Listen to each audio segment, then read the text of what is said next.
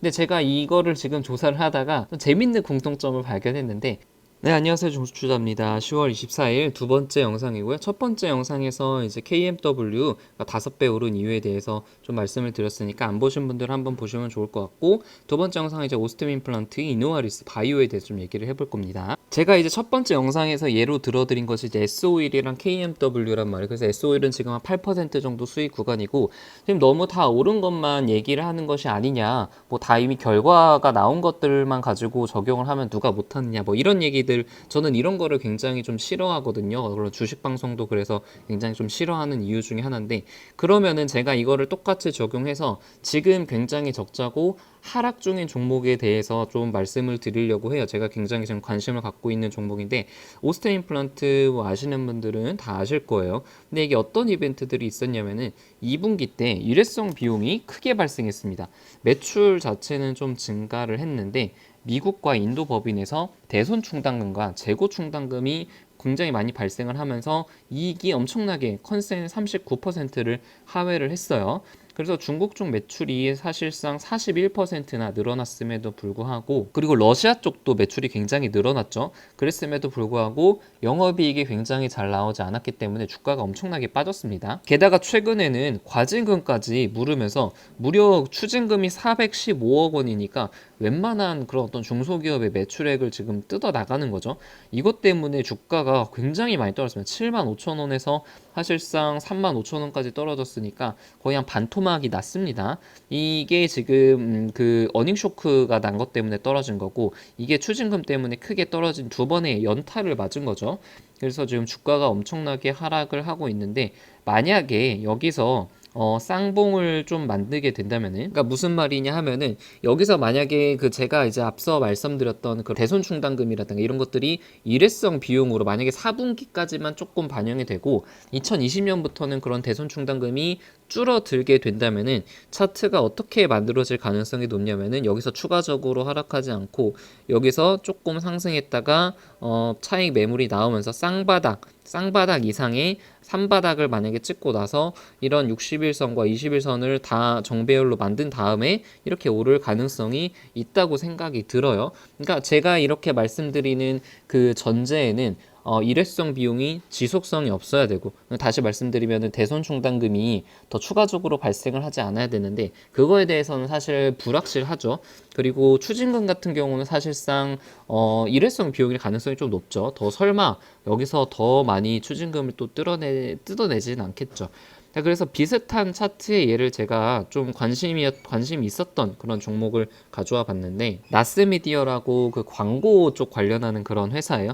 이것도 9만 원에서 3만 원까지, 이거는 3분의 1 토막이 났던 그런 종목입니다. 이것도 이제 하락했던 이유가 그 영업이익이 생각보다 잘 나오지 않으면서 굉장히 고 PER을 받았는데, 거의 한 30 가까이 받았는데 이게 PER이 10 이하로 떨어지면서 3분의 1 토막이 난 거죠. 그런데 보면은 이때가 거의 한 10% 빠진 것 같은데 이렇게 엄청나게 많이 하락을 하면서 대량 거래량을 동반을 했죠.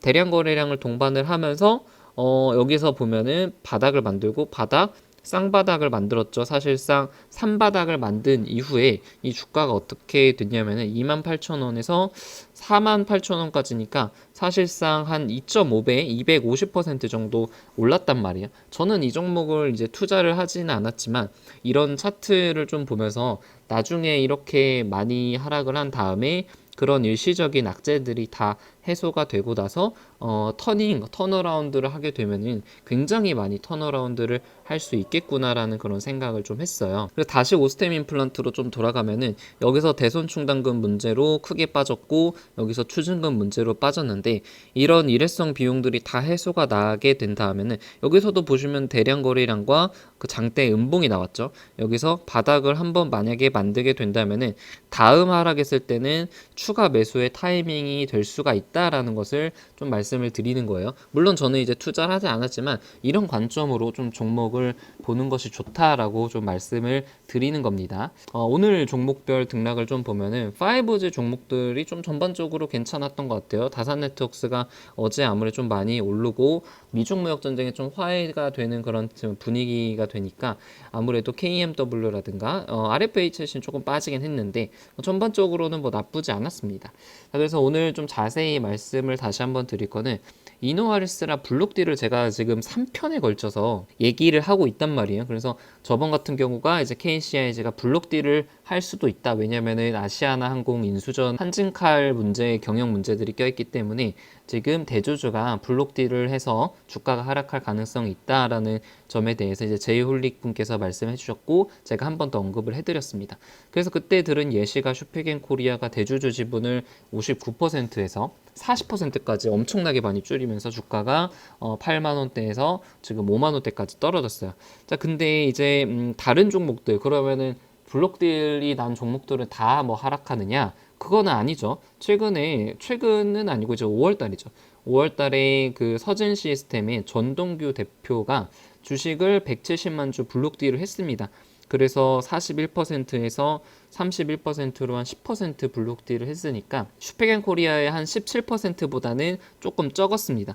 이때 차트를 보게 되면은 재밌는 게 마이너스 8%로 까지 내려갔다가 마이너스 5%까지 아래 꼬리를 달면서 하락폭을 줄입니다. 근데 굉장히 또 반등을 해요. 반등을 했다가 하락했다가 지금은 차트가 좀 어떻죠? 거의 이제 전고점까지 위에 올라간 그런 모습으로 좀 확인을 할 수가 있어요. 그래서 결론적으로 말씀을 드리면은 블록딜의 양이 크지 않다면은 대세에는 재장이 없다는 것이 저의 결론이고 지금 KCIG 그 지분을 보면 18%밖에 되지 않는단 말이에요. 그리고 전환사채를 해가지고 주식으로 바꾸게 되면은 뭐 많이 잡아서 한 28% 정도 되는데 여기서 만약에 쇼핑앤코리아처럼 17% 블록딜 하게 되면은 대주주 지분이 10%밖에 되지 않기 때문에 사실상 이렇게 많은 양의 그 블록딜 물량이 나올 가능성은 사실상 거의 없다고 보면 되고 블록딜을 만약에 하더라도 뭐 한 5%에서 한 7% 정도 하지 않을까. 그러면 서준 시스템처럼 예시적으로 한 5%, 6% 정도는 하락을 할 수 있지만 그 이후에는 또 빠르게 반등할 가능성도 이제 크다고 생각이 듭니다. 근데 제가 이거를 지금 조사를 하다가 좀 재밌는 공통점을 발견했는데 만약에 이제 블록들이 있을 가능성이 높다고 가정을 해 보면은 이 주식들이 전부 다 또 공통점이 블록딜 전에는 굉장히 다 올랐어요. 사실상 뭐 블록딜이라는 것이 주가가 오른 다음에 약간 할인율을 적용해서 파는 거기 때문에 주가가 많이 올랐을 때 할 수밖에 없기는 하지만 공통적인 특징이 이제 서진 시스템도 블록딜을 하기 전에 19,000원대에서 28,000원까지 올랐으니까 굉장히 많이 올랐죠. 그리고 쇼핑앤 코리아도 블록딜이 있기 전에 지금 여기가 한 4만원대에서 한 8만원대까지 한 2배 가까이 올랐던 걸로 제가 기억을 하는데 굉장히 많이 오른 다음에 블록딜이 이제 진행이 됐습니다. 그래서 뭐 만약에 저의 이제 생각은 지금 이노와레스가 3분기랑 4분기 실적이 만약에 잘 나오게 된다면은 굉장히 주가가 많이 올라갈 수 있겠죠. 그래서 정고점을 뚫고 여기서는 조금 부분 차익 실현을 고려를 해봐도 되지 않을까. 근데 뭐 지금 상태에서 뭐 블록들이 있을까봐 매도를 하는 것은 조금은 합리적인 판단은 아닌 것 같습니다. 그리고 반도체도 오늘 좀 재밌었는데 장비주도 원익 IPS가 조금 하락을 했네요. 그리고 다른 테스도 좀 하락을 했고 SK하이닉스 좀 올랐죠.